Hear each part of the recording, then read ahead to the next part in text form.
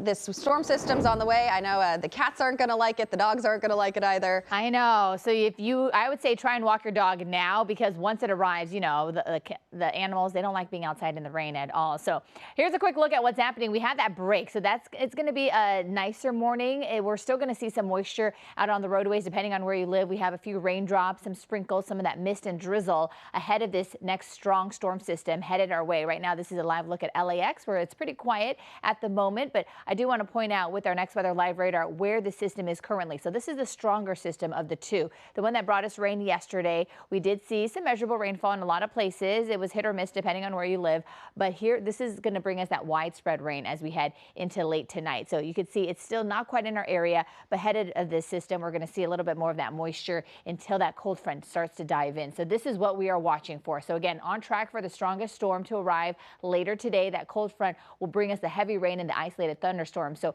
when we head into late tonight, into the early part of Thursday morning, that's when we're going to see the bulk of the energy. And this is a much colder system than the one we saw yesterday. So this is also going to drop our snow levels and then really get it down to about 3,000 feet by the time we head into Friday morning. So we could see a dusting of snow at that level. Temperatures this morning, it is cool, it is cold, it is windy. So grab your layers and then also grab your rain gear. 48 degrees right now for Simi Valley, 45 for Santa Clarita, 45 for Corona, 57 for Santa Ana. So this morning, if you're dropping the kids off to school and you yourself are headed to work, it's still going to be not that bad of a morning. Maybe just a few of the drizzle, the mist out there, but overall it's going to be much drier than what we're going to see later on today. There is potential for some flooding to take place. We do have flood watches in place. You can see everything here in green for Southern California. So flash flooding and debris flow very possible, especially for those recent burn scars, because once that bulk of the energy arrives overnight into tomorrow morning, peak rain rates could be anywhere from ½ an inch to 3/4 of an inch per hour, and that could trigger the debris flow. So here's a look at our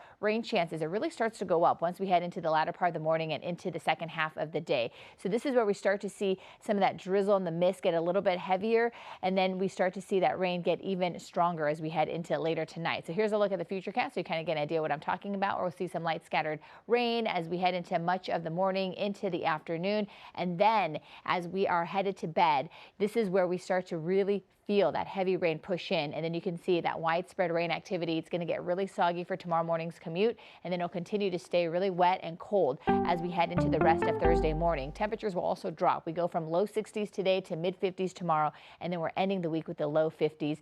Nicer for Saturday and also for Sunday, which is great news for all those LA Marathon runners. And then by the time we head into late Sunday overnight into St. Patrick's Day Monday, that's where we could see our next rain chance headed our way. All right, back to you.